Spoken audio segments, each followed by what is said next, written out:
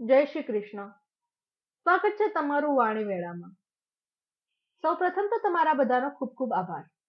સૌરાષ્ટ્રી રસથાર બુકના પહેલી જ કથાને તમે લોકોએ ખૂબ જ પ્રેમ આપેલો છે. આજે આપણે સાંભળીશું આ જ પુસ્તકમાંથી એક બીજી સત્ય ઘટનાને.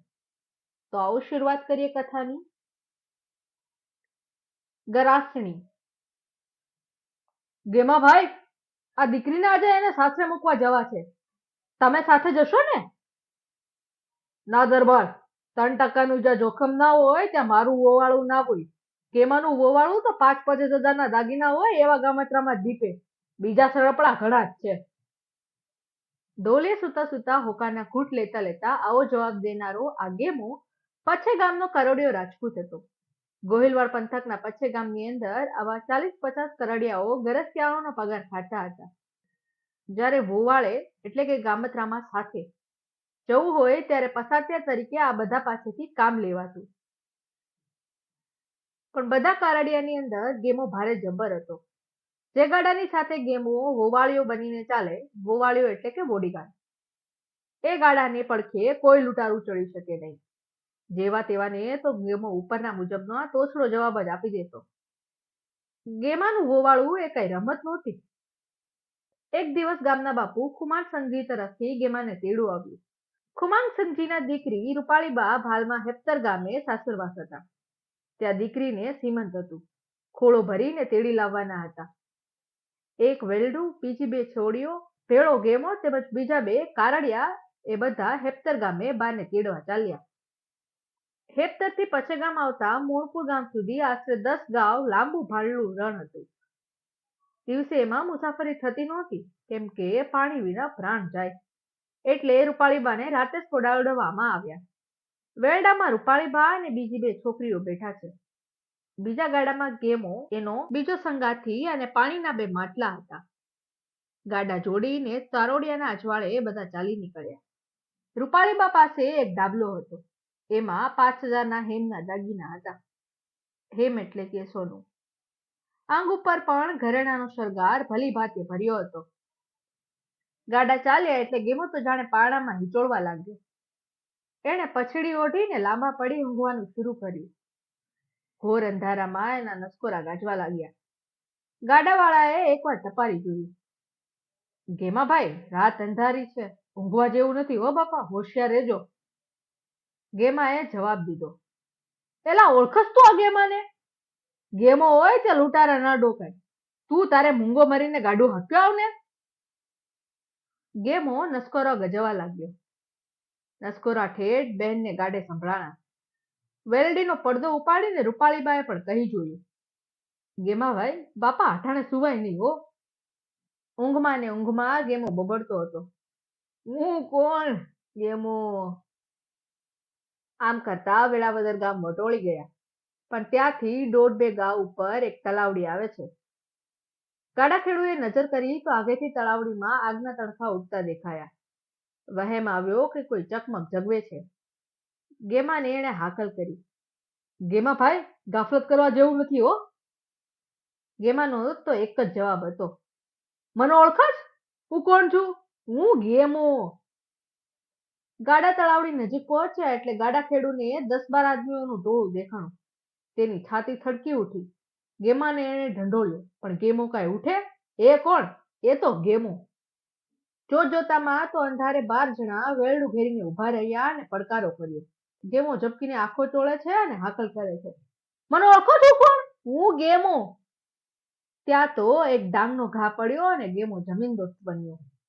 એક જણે કહ્યું, એલા એને જટ રણગોળીટો કરી મેલો. લૂંટારાઓએ એને બેસાડીને એના હાથ પગને એક બંધે બાંધ્યા. પગના ગોઠણ ઊભા કરાવી પછી ગોઠણ સોસરવી એક લાકડી નાખી. એક ધક્કો દઈને દડાની માફક ગબડાવી દીધો. આ ક્રિયાને રણગોળીટો કર્યો કહેવાય છે. રણગોળીટો એટલે રણનો દડો. આદમી આ રીતે દડા જેવો બની જાય છે. કોણ છે વેલામાં? દાગીના ફગવી દો જટ. લૂંટારાઓએ ત્રાડ દીધી. રૂપાળીબાએ વેલડીના પડદા ખોલી નાખ્યા અને બદમાશોએ માગ્યા મુજબ 5000ના દાગીનાનો ડાબલો આપી દીધો. તારોડિયાના પ્રકાશમાં રૂપાળીબાના અંગ ઉપર સોનું ટળકી ઉઠ્યું. બદમાશો બોલ્યા, ડીલ ઉપરથી ઘરેડા ઉતાર. બાઈએ બધા ઘરેણા ઉતાર્યા. બાકી રહ્યા માત્ર પગના કડલા. કડલા હોત ઉતાર! બદમાશોએ બૂમ પાડી. બાઈ વિનવવા લાગી. ભાઈઓ, આ નરડીના નક્કર કડલા છે ને ભીડેલા છે. વળી હું ભરે પેટ છું. મારાથી નહીં ઉગડે. આટલેથી ખમૈયા કરો ને મારા વીરા. સફાઈ કરમાં ને ઝટ કાઢી દે. ત્યારે લ્યો તમે જ કાઢી લ્યો. એમ કહી રૂપાળીબાએ વેલડીમાં બેઠા બેઠા પગ લાંબા કર્યા.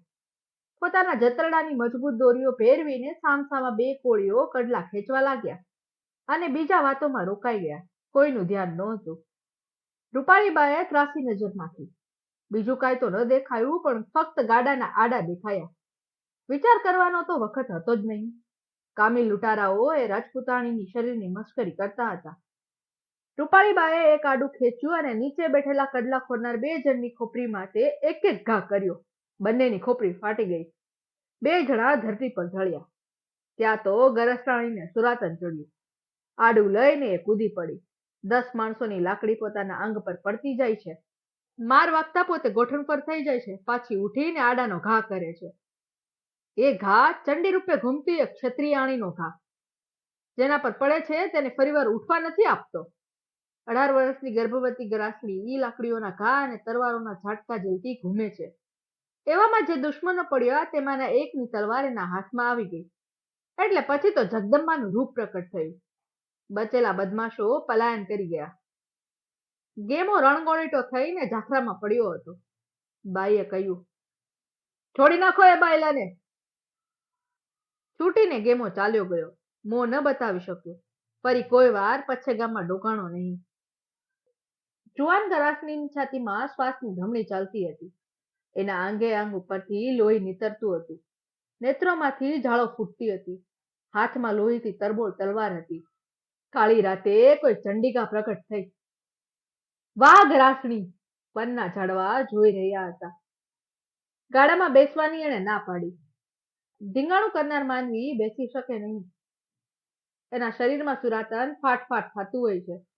ચાહે તેટલા ઘા પડ્યા હોય પણ એ ગાઉના ગાઉ ચાલી શકે. એનું લોહી શાંતિ પામે નહીં. રૂપાળીબા ચંડી રૂપે ગાડાની પાછળ ચોપાસ નજર કરતા ચાલી નીકળ્યા. સવાર પડ્યું ત્યાં તો મોણ પરનું પાદર આવ્યું. એ એમના મામા દાદાભાનું ગામ હતું. મામાને ખબર મોકલ્યા કે જટ કસુંબો લઈને આવે. કસુંબો લઈને મામા હાજર થયા.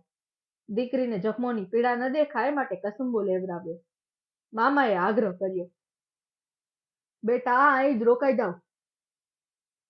ના મામા, મારે જલ્દી ઘેર પહોંચવું છે. માને અને મારા બાપુને મળી લેવું છે. બેન પચ્છેગામમાં પહોંચે તે પહેલા તો બહેનના ઢીંગાણાની વાત પ્રસરી ગઈ. તમામને ચેતી દેવામાં આવ્યા કે કોઈ એના વખાણ કરશો નહીં. ઉલટું એને પાછા પાડવા જેવા વેણ કેજો, નહીં તો બેનને ચમક ઉપડશે. ચમક ઉપડે એટલે માણસ મરી જાય. લોહીએ નીતરતા બહેન આવ્યા. બહેનને ઢોલિયામાં સુવડાવ્યા. બધાય ઠપકો દેવા લાગ્યા. બેટા, બહુ અઘટિત કર્યું. 5 જણના ઘરેણા જાત તો ક્યાં બાપુને ખોટ આવી જાત. એક પહોરમાં તો એનો જીવ ચાલ્યો ગયો, પણ એનો ઇતિહાસ હજુ સુધી જીવે છે.